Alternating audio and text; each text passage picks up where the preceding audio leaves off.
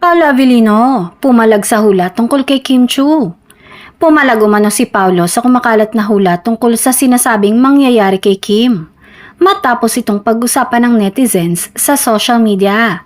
Ayon sa mga tagahanga, may isang prediksyon na nagsasabing may hindi magandang kapalaran umanong haharapin ng aktres, bagay na agad naging kontrobersyal at ikinabahala ng marami. Sa kabila ng pananahimik ni Paolo sa ilang issue, kapansin-pansin ang tila pagtindig niya laban sa ganitong uri ng hula.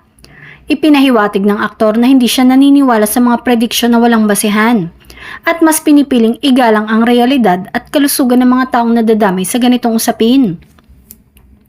Bagamat hindi diretsahang pinangalanan ng issue, malinaw sa kanyang pahayag na hindi niya sinusuportahan ang pagkalat ng negatibong hula, lalo na kung ito ay may kinalaman sa kapakanan ng isang tao.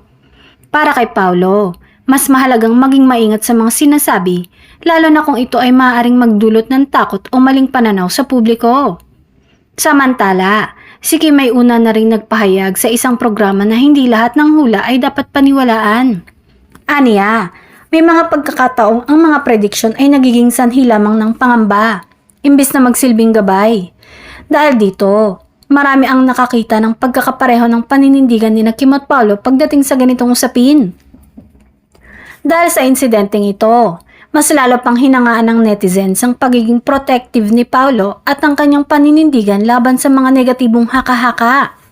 Para sa kanilang mga taga-suporta, malinaw na mas pinipili ng aktor ang katotohanan, respeto at malasakit kaysa sa paniniwala sa mga hula na walang matibay na batayan.